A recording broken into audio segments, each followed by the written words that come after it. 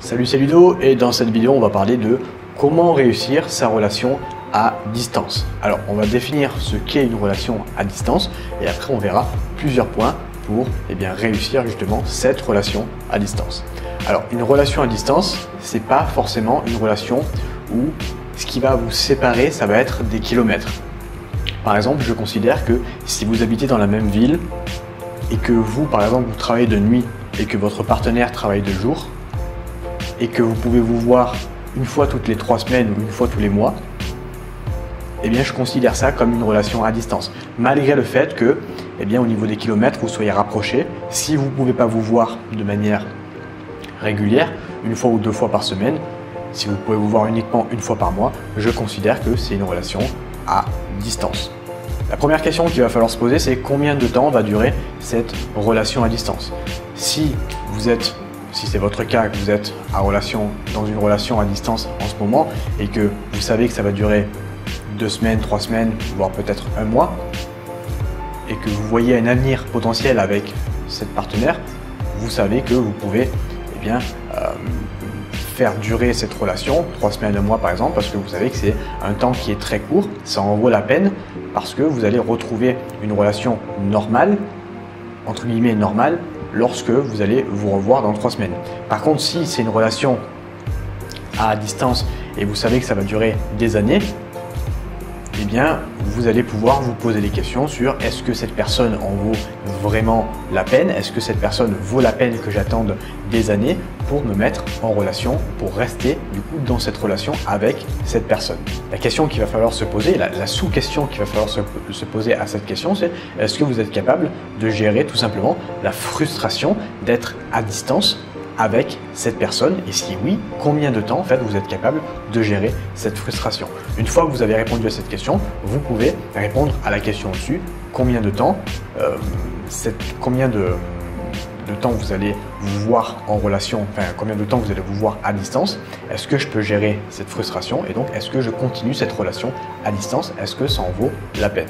La deuxième question qu'il va falloir se poser, c'est est-ce que vous avez commencé cette relation déjà à distance, ou est-ce que vous avez commencé cette relation ensemble dans la vraie vie et après vous êtes séparés pour poursuivre cette relation à distance? C'est pas du tout pareil, ça va pas avoir le même impact si vous avez commencé dans la vraie vie parce que vous avez créé déjà une connexion émotionnelle beaucoup plus forte dans la vraie vie que si vous avez commencé cette relation à distance, et donc la relation va être beaucoup plus forte et vous allez pouvoir gérer justement cette frustration de cette personne à distance, justement parce que vous avez déjà créé des émotions en vrai. Si par contre vous vous êtes rencontrés à distance, par exemple, je sais pas moi, sur un site de rencontre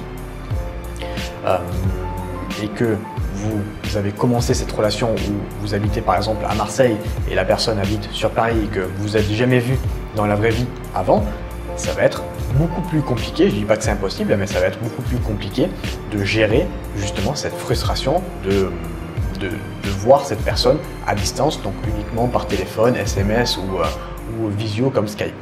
Donc maintenant, comment on fait pour justement réussir cette relation à distance avec cette fille? Vous allez vous pouvez augmenter la fréquence où vous allez prendre contact avec cette fille. Étant donné que vous ne la voyez pas en vrai, vous avez du coup moins de connexion émotionnelle entre vous et elle, et le but, ça va être d'augmenter la fréquence, de voir entre guillemets, alors c'est pas voir la fille, mais de prendre contact avec elle. Ça peut être, donc vous allez devoir augmenter la connexion émotionnelle par SMS, par appel, ok. Vous pouvez faire des visios, je vous conseille de faire des visios également, vous pouvez passer par Skype, et pendant ce temps, pendant le temps où vous allez vous appeler et vous envoyer des SMS, vous pouvez tout simplement augmenter cette fréquence que vous n'auriez pas fait si vous étiez en couple avec la personne et que vous voyez 2-3 fois par semaine. Là, vous pouvez vous permettre en fait d'envoyer des SMS ou d'appeler la personne beaucoup plus fréquemment parce que vous savez que vous ne la voyez pas en vrai et du coup, la connexion émotionnelle est beaucoup plus faible que si vous voyez cette personne en vrai. Du coup, ça vous donne une légitimité à augmenter cette fréquence justement de contact avec votre partenaire. La deuxième chose qu'il va falloir mettre en place, c'est faire confiance à la fille. faire en sorte que lorsque vous avez des moments d'appel, par exemple, que ces moments soient intenses, ces moments soient remplis de bonnes émotions et pas rendre ces moments en des moments de jalousie comme tu as fait quoi aujourd'hui, t'as vu qui, c'était qui cette personne avec qui tu t'es pris en photo sur Instagram, blablabla. Parce que si vous transformez ces bons moments, donc les moments rares où vous allez vous appeler ou vous voir en visio par exemple, en des moments de jalousie, vous vous doutez bien que vous conduisez la relation dans le négatif, à néant, tout simplement parce que la fille n'aura pas envie tout simplement de rester en relation déjà à distance, mais en plus avec une personne qui n'a pas confiance en elle et qui profite de ces courts moments d'appel ou de vidéo, de SMS pour harceler la fille et pour transformer ces moments en des moments de jalousie et non pas en des moments agréables. Donc voilà, ça c'est un conseil en plus que je vous donne. Profitez de ces moments pour apporter des émotions positives et non pas des émotions négatives comme la jalousie par exemple.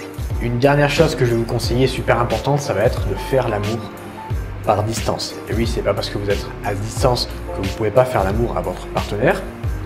Alors vous n'allez pas faire l'amour avec un contact physique parce que vous êtes à distance justement, mais lorsque vous vous appelez, le mieux c'est en visio, tu vois, de voir la personne, c'est beaucoup mieux.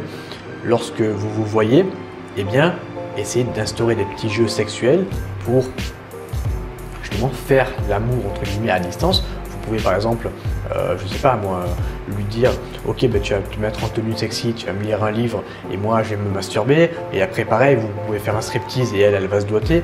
Donc vous voyez, vous pouvez instaurer, inventer plein de nouveaux jeux pour continuer justement d'apporter du sexe dans la relation, parce qu'une relation sans sexe c'est vrai que c'est compliqué, surtout si vous êtes à distance. Donc ne vous donnez pas l'excuse d'être à distance pour justement bannir le sexe de votre relation, au contraire, mettez ça en place. Alors ça sera pas aussi puissant que du sexe en vrai, mais c'est toujours ça de gagner. C'est mieux de faire ça que de rien faire et de se dire on est à distance donc on va plus rien faire niveau sexuel. Donc voilà, j'espère que cette vidéo t'a donné pas mal de conseils sur comment réussir ta relation à distance. Si tu as aimé ou si tu as d'autres conseils, n'hésite pas à me les partager dans les commentaires. N'hésite pas également à t'abonner si tu es nouveau et que tu viens de découvrir cette chaîne. Moi, je te souhaite une agréable journée. Je t'invite également à regarder dans la description. J'ai préparé pour toi une formation complètement gratuite, donc tu peux en profiter dès à présent. Merci de m'avoir écouté jusqu'à présent et je te souhaite une bonne journée et je te dis à bientôt. Ciao!